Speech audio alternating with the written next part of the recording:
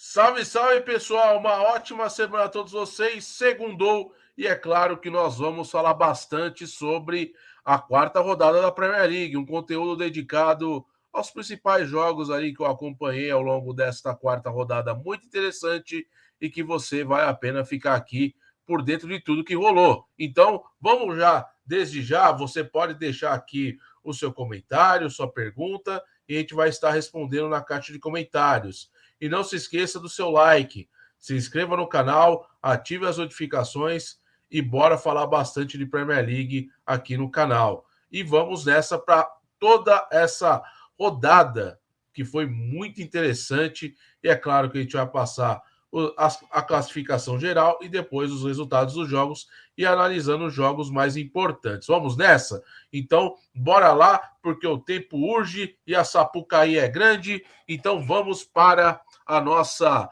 grande rodada e tivemos até o momento essa situação de classificação. O City lidera a competição com 12 pontos de forma isolada após 4 rodadas. O Arsenal vem logo atrás com 10 pontos, seguido de Newcastle com 10 pontos também. Na quarta colocação aparece o Liverpool com 9 pontos. Vamos falar desse tropeço do Liverpool frente ao Nottingham Forest dentro de Anfield, hein? Foi um negócio e tanto ali, um problema para o Liverpool que teve esse tropeço depois de um bom início de temporada. Temos o Aston Villa na quinta colocação com 9 pontos, seguido do Brighton, sexto colocado com 8. Temos também o Nottingham Forest também com 8 pontos. O Chelsea na oitava colocação com 7. Aí na nona colocação nós temos o Brentford com 6 pontos. O Manchester United aparece em décimo com 6. Bournemouth com 5 pontos na 11ª colocação, seguido do Fulham também com 5 pontos na 12ª colocação. O Tottenham com apenas 4 pontos em 4 rodadas. O Tottenham começa muito mal a Premier League na 13ª colocação até o momento. Assim como o West Ham, que teve fortes investimentos e ainda não se mostrou um bom time nesse início de temporada. São apenas 4 pontinhos e a 14ª colocação. O Leicester, 15º também, agora com 2 pontinhos. O Crystal Palace, 16º com 2 pontos também.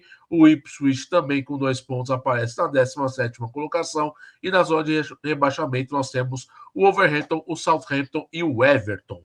E os resultados da rodada são esses aqui, rapaziada. É o seguinte, ó. Tivemos o início da rodada no sábado, com o Manchester United vencendo o Southampton por 3-0. Depois tivemos o empate amargo do Brighton em casa para o Ipswich por 0-0, assim como foi o Crystal Palace, que buscou o empate frente ao Leicester, jogando em casa no Selhurst Park, com o Matetá marcando o gol em cima da hora, hein? Marcou os 2 gols do Palace, sendo o gol de empate nos acréscimos, 2-2 para o Palace. O Fulham deixou escapar, hein? Deixou escapar a vitória, porque vencia por 1-0 até o último minuto. Foi então que Danny Ings entrou no segundo tempo e deixou o empate ali no apagar das luzes no Craven Cottage. 1-1 Fulham e West Ham, clássico londrino. Tivemos aí o amargo tropeço do Liverpool para cima do Nottingham Forest pelo placar de 1-0. O City venceu com o Haaland marcando 2 gols, o Brentford de virada por 2-1. O mesmo vale para Aston Villa e Everton. O Everton abriu 2-0, o Aston Villa venceu por 3-2. Golaço do John Durant, vai falar muito disso. Bournemouth e Chelsea. O Chelsea sofreu e conseguiu a vitória no finalzinho, 1-0. E o Arsenal, o clássico da rodada, venceu o Tottenham, hein? 1-0 em pleno estádio do Tottenham e colocou os Spurs lá na parte de baixo da tabela. Situação complicada dos Spurs. E o Wolverhampton acabou saindo na frente, mas o Newcastle conseguiu a virada. Vitória importante dos Magpies por 2-1. E é claro, pessoal, que nós vamos já, vocês chegando no like, se inscrevendo no canal, porque nós vamos falar rapidinho. Não, vamos falar bastante disso aqui, ó. Porque o Arsenal venceu o clássico do norte de Londres contra o Tottenham no último domingo pelo placar de 1-0. Num futebol bastante burocrático, num Tottenham com uma falta de imaginação absurda, com muita posse de bola, mas sem objetividade, não sabia o que fazer com a bola. E aí o Arsenal foi na bola parada o solucionador dos seus problemas. No escanteio, aos 19 do segundo tempo, o Saka bateu fechadinho E aí o Gabriel Magalhães subiu mais que todo mundo na área, hein? E conseguiu uma grande jogada, um cabeceio para o gol, para fazer o gol que deu a vitória ao Arsenal, vitória magra por 1-0. O Arsenal que pouco fez, o Tottenham muito menos, criou-se jogadas muito em vão e sem muito perigo até, aliás. Um começo de jogo bastante movimentado, com as duas equipes tendo oportunidades interessantes, mas o Tottenham com muito volume de posse de bola, mais de 60% de posse de bola, deixou o Arsenal encurralado, o Arsenal errando muito passe, inclusive na saída de bola, muito por conta dos desfalques que possuíam no meio de campo, né? Sem o Declan Rice suspenso, muito menos o Odegaard, que também lesionado. Claro, o Calafiori ficou de fora também por conta de uma lesão na seleção italiana, mas as ausências no meio de campo do Arsenal fizeram a diferença e deixaram o Arsenal numa situação que o Arteta precisou ali redesenhar a tática e a estratégia para o jogo, jogando dentro do estádio do Tottenham, com a torcida contra e, no final das contas, a bola parada, aonde o Arsenal impera, vai muito bem, né? Uma porcentagem muito boa de jogadas de bola parada, e o Gabriel Magalhães chegando a 15 gols com a camisa do Arsenal, hein? Sendo 10 gols de cabeça, uma situação bastante interessante, e sem falar do Saka, né? Que o Saka, que começou a jogar bola ali em 2019, ele já tem na sua carreira em Premier League 87 participações em gol, hein? Que loucura, o Saka fazendo uma grande passagem pelo Arsenal, um jogador ainda muito jovem, ficou ali marcado na Eurocopa de forma muito injusta, por ter perdido o pênalti na decisão contra a Itália, e conseguiu se superar daquilo, naquela situação baixíssima de críticas sobre ele, né? Ainda mais foi colocado praticamente ali numa pressão absurda, desnecessária, numa final de Eurocopa. E no Arsenal vem jogando demais, muito bem, e fazendo a diferença, fazendo com que o Arsenal cresça cada vez mais. Sair daquele empate insosso contra o Brighton no Emirates Stadium na terceira rodada e vencer o maior rival, hein? Aí foi bem demais o time do Arsenal, que acabou fazendo ali, ó, uma bela partida dentro de sua proposta. Não foi um jogo brilhante, mas fez a diferença no quê? Das possibilidades que teve ali para colocar a bola no fundo do gol, né? Então isso foi muito interessante e vale a gente ficar bem ligado quanto a isso. É um Arsenal que teve a sabedoria e quando fez 1-0 conseguiu literalmente neutralizar o time do Tottenham, que teve o Brennan Johnson muito apagado, o James Maddison era o cara que mais ali criava oportunidades, o cara mais cerebral do time, ao lado ali do Betancourt, no meio de campo, sem o Bissouma, uma ausência sentida dos Spurs. O Richarlison também ficou fora por lesão, mas o Solanke poucas vezes foi acionado, poucas vezes assustou, e ao mesmo tempo também o Son, por conta dessa defesa do Arsenal muito bem encaixada, também não teve ali a expertise de tentar fazer alguma coisa diferente. Isso fez com que o Tottenham saísse de campo e vai ficando ruim na tabela para o Tottenham, né? 4 pontinhos, investimento pesado, trouxe aí reforços interessantes, principalmente a contratação mais cara da janela na Premier League, que foi o Solanke, com mais de 65 milhões de libras, uma coisa absurda para tirar do Bournemouth. E agora o Tottenham vai ter que se cuidar, né? Porque o Arsenal vai ter que encarar o City na próxima rodada. Jogo difícil. Jogo no dia 22 de setembro, às 12h30.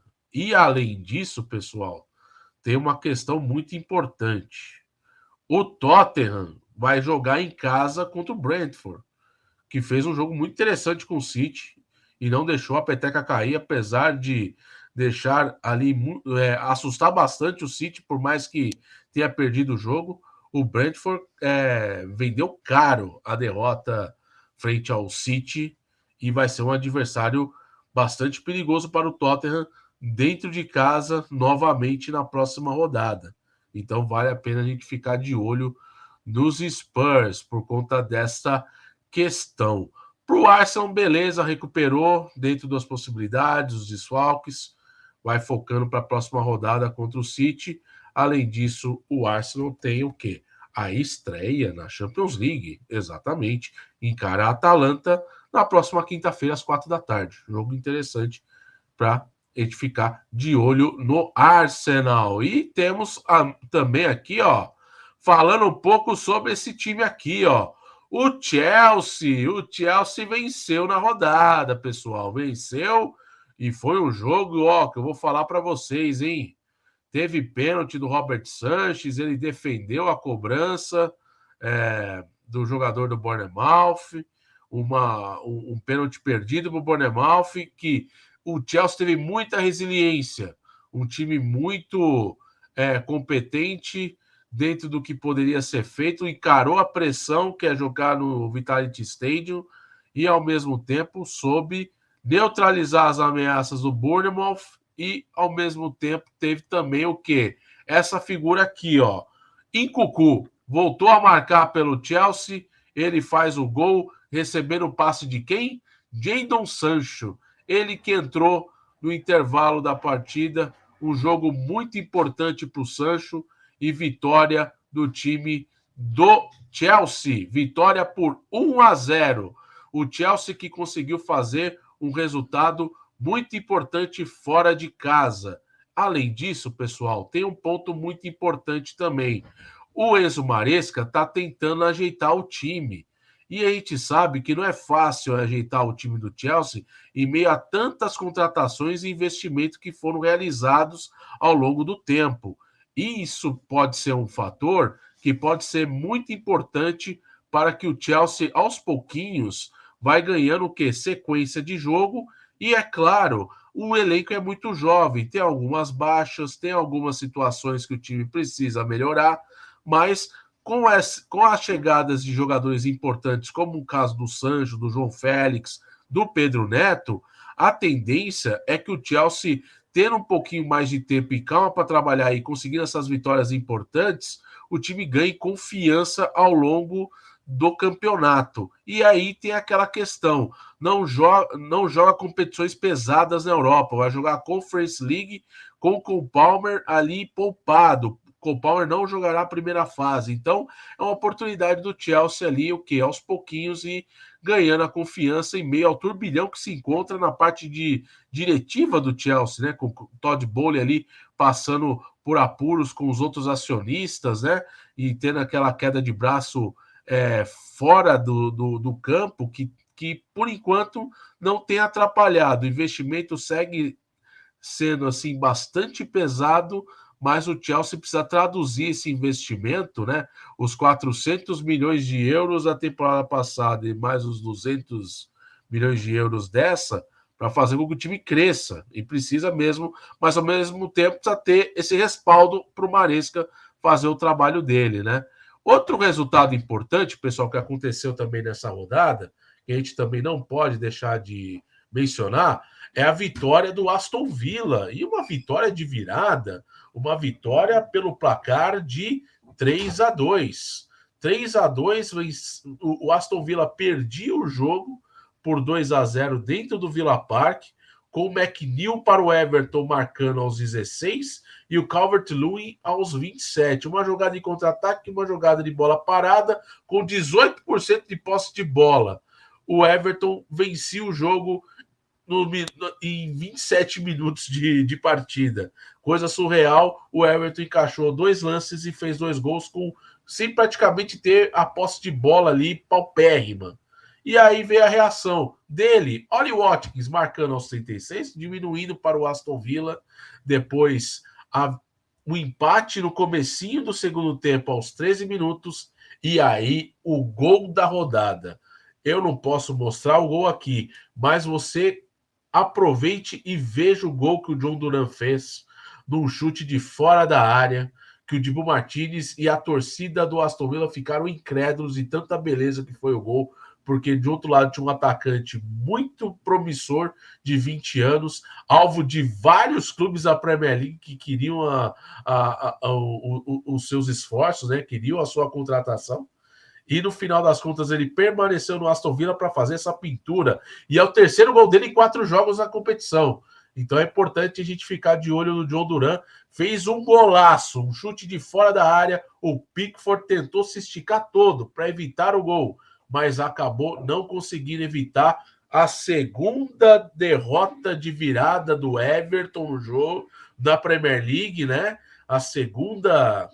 O segundo revés, né, do Everton, saindo vencendo por 2-0. Isso só aconteceu na Premier League uma única vez, né, além dessa, que foi o Bournemouth na temporada 2021 e 22. Então, assim, o Everton está atolado na zona de rebaixamento com apenas nenhum ponto.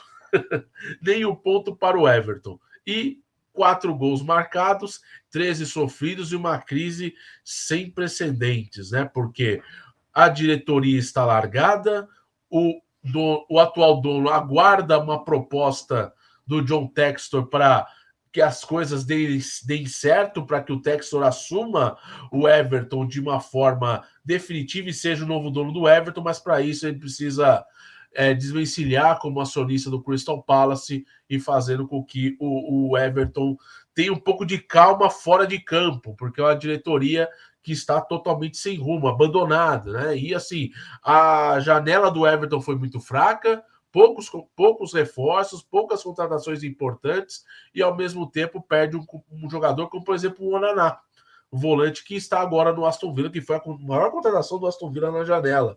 O volante belga que jogou a Eurocopa, inclusive, com a seleção belga. O Everton, pessoal, além disso, é a pior campanha da história da Premier League. Pior início do Everton na história da Premier League.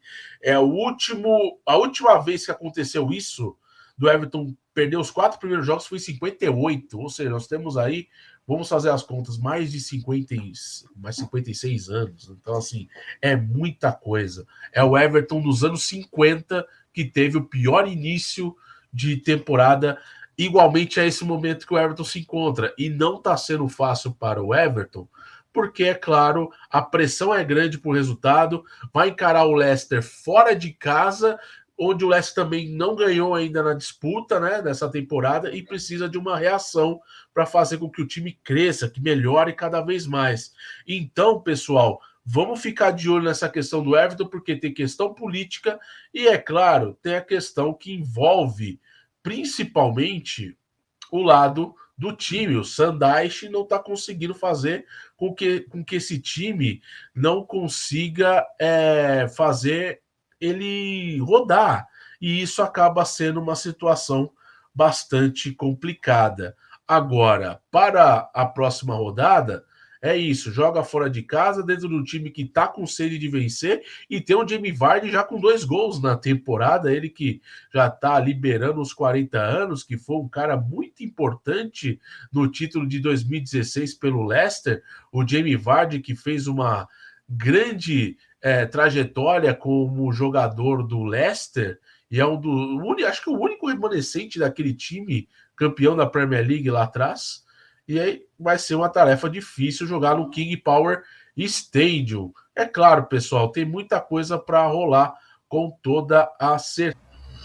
E outro jogo importante, pessoal, também que nós tivemos na rodada, que é claro, a gente tem que dar todo o destaque, foi o quê? O Manchester City. O City venceu na rodada, vitória muito importante para cima do Brentford pelo placar de 2-1.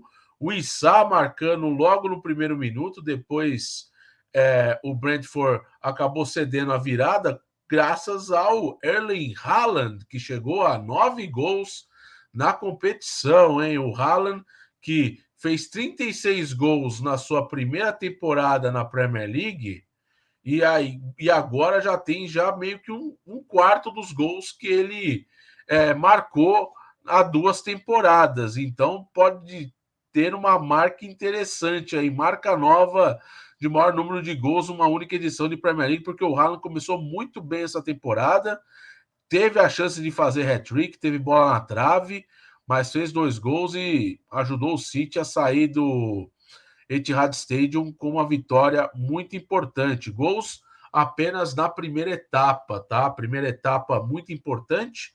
o Issa marcando logo no primeiro minuto, o Haaland marcou aos 19 aos 32 e o gol aos 32 minutos com o passe do goleiro Ederson. O Ederson que chegou à sua quarta assistência como goleiro na Premier League com a camisa do City. Ele só não é o goleiro com mais assistências na história da Premier League porque Paul Robinson, ex-goleiro de seleção inglesa do Leeds United, que rodou vários times da Inglaterra, tem 5, mas o brasileiro está quase ali para conseguir ali igualar a marca do Paul Robinson, que já se aposentou já faz um tempinho. Agora, sobre o jogo em si, o City conseguiu muitas oportunidades, teve muita posse de bola. O Flecken, goleiro do Brentford, foi um grande destaque do lado do time londrino, porque fez muitas defesas e evitou que poderia ter sido ali uma goleada. Isso foi um pouco um ponto, né, e um pouco determinante ali para o processo do resultado. Agora, o City também precisava ter um pouquinho mais de qualidade de aproveitar as oportunidades que foram tidas, né? E o Savinho teve boas chances nesse jogo. O brasileiro teve em campo, jogou muito bem, mas perdeu gols. Mas é aquilo, é a oportunidade que vai surgindo. Aos pouquinhos o time vai ficando mais completo, com alguns jogadores interessantes, com o ingresso ali do Phil Foden aos poucos do time, assim como o Rodri, que já foi relacionado e já teve esse primeiro contato pela primeira vez na temporada, depois de início de temporada bastante dificultoso por conta da Eurocopa. Ele se machucou no jogo final, inclusive contra a Inglaterra, mas tudo certo com ele. E o City agora vai focar o quê? Na Atalanta, na Inter de Milão, né? Que estreia na Champions League nesse meio de semana. O time do Manchester City encara a Inter de Milão. Jogo muito importante na rodada. E aí, na Premier League, meu amigo, é o Arsenal, domingão, no dia 22, às 12h30. Jogo interessantíssimo para o City e também para os Gunners, né? Porque vai ser um confronto ali direto, porque quem vencer vai dormir mais, ou o City vai ficar mais isolado na liderança, ou o Arsenal vai passar o City na tabela de classificação na próxima rodada. Então vai ser bem legal da gente ficar de olho nessa questão. Outro ponto legal que a gente tem que falar, pessoal, é como o Haaland tem sido um cara muito decisivo nesse início de temporada para o City, né? Ele marcou 80% dos gols do City na temporada, ele tem mais gols que qualquer outro time da Premier League, tá? Ele tem 9 gols e nenhum time da Premier League, nos outros 19 times, tem mais gols do que ele. Isso é um ponto interessante da gente falar, mas é bem legal a gente ter essa noção, porque o Haaland é um jogador que tem sido muito especial nesse começo de temporada. A gente pode criticar que não tenha a grande técnica que vários atacantes que nós vimos jogar possuíram, mas é o cara que tem um faro de gol. E aí, pessoal, tem outros resultados interessantes na rodada, como esse do Crystal Palace sobre o Leicester, né? Mateta ali marcando o gol no finalzinho, 2 gols dele no empate contra o Leicester. O Mavididi e o Vardy marcaram para o Leicester. Tem o gol do Raul Jimenez, que abriu o placar para o Fulham. O Dani Ings aos 50 minutos para empatar para os Hammers no clássico da rodada, o clássico londrino. Mais um clássico londrino, né? Tivemos 2 clássicos londrinos na rodada. Tivemos Tottenham e Arsenal e esse jogo entre Fulham e West Ham. Tivemos esse empate bem borocochô entre Brighton e o Ipswich Town, mas é claro que nós tivemos isso aqui também que foi de doer. A primeira vitória do Nottingham Forest em Anfield desde 1969, pessoal. Jogo importantíssimo. O Nottingham Forest venceu com o Kalum Hudson-Odoi aos 72 minutos, ali próximo dos 30 minutos, 27 do segundo tempo. O Hudson-Odoi no contra-ataque acabou derrubando a invencibilidade do Arne Slot e o primeiro gol que o Liverpool sofreu na competição. Derrota dos Reds em casa por 1-0. Claro, despencou na tabela, mas agora tem que o quê? Acordar para a vida, porque o Liverpool tem o quê? Tem a Champions League no meio de semana contra o Milan, já joga amanhã, já joga na terça-feira contra o Milan às 4 da tarde, e aí já encara no sabadão o Bournemouth em casa, jogo importante também da quinta rodada, o Liverpool, mas é um Liverpool que o Arnizotti na coletiva falou, foi um Liverpool que não teve imaginação, errou muitos passes, errou passes importantes para a fluidez do ataque, não teve eficiência no ataque, por mais que tenha finalizado mais que o Nottingham Forest, e o Nottingham Forest foi eficiente.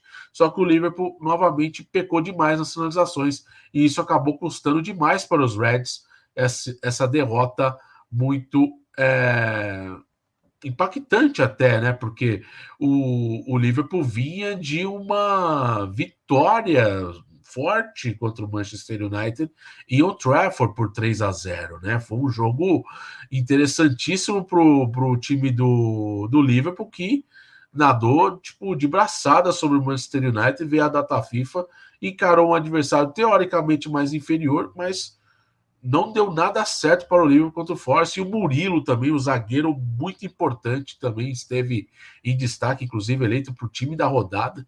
O Murilo foi muito importante também nesse jogo, o zagueiro ex-Corinthians, e isso vale a pena a gente falar também, porque o Nottingham Forest chegou a 8 pontos, pessoal.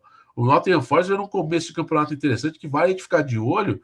Está invicto, não perdeu, são 2 empates e 2 vitórias, 8 pontos na 7ª colocação. Então, todo cuidado é pouco com o Forest, que vem para uma temporada diferente.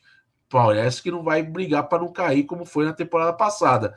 E por último, pessoal, a vitória do alívio, ó. Ufa, o Manchester United venceu e convenceu. Vitória importante por 3-0 para cima do Southampton, com De Ligt marcando o gol, mas saiu com uma lesãozinha muscular. Mas vale ficar de olho. Rashford voltando a marcar, muito importante também o Rashford voltando a sorrir, que é o mais importante. Ele precisa recuperar depois da temporada retrasada de ter notado 30 gols na temporada. Foi muito importante a temporada do Marcus Rashford, assim, fundamental em vários sentidos, um jogador importantíssimo. E o Garnacho ainda nos acréscimos achou o golzinho dele. Gol ali para dar um respiro para o Ten Hag, porque foi difícil. Essa derrota do Liverpool machucou muito o Manchester United, né? E sabia que ia encarar um adversário que está precisando vencer, que é o Southampton, que ainda não pontuou.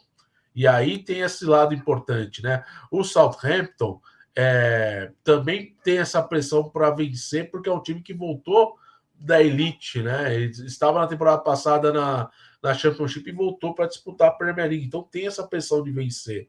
E o United conseguiu fazer isso muito bem. Suprir ali um pouquinho dos momentos de pressão, mas conseguiu fluir o jogo.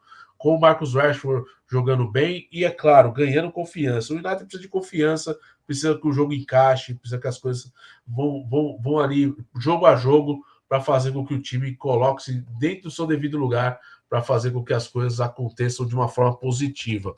O Manchester United, pessoal, que joga no meio de semana, mas não competição europeia, joga contra o Barnsley pela Copa da Liga Inglesa. Provavelmente um jogo misto, porque o Manchester United volta a jogar na Premier League já no próximo sábado, à 1h30, contra o Crystal Palace no Selhurst Park, mais um jogo fora de casa do United. Então foi importante essa vitória e, é claro, fundamental para que esse time cresça cada vez mais. E precisa, é claro, dando aquele jeitinho aos pouquinhos para ter aquela moral e esquecer um pouco desse início bem titubeante que foi as 3 primeiras rodadas do United, com 2 derrotas e apenas uma vitória.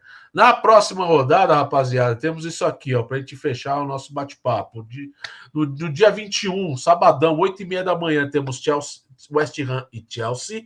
Às 11 da manhã, temos uma penca de jogos, começando com Aston Villa e Wolverhampton, Fulham e Newcastle, Leicester e Everton, Liverpool e Bournemouth, Southampton e Ipswich, e Tottenham e Brentford. Todos os jogos às 11 da manhã.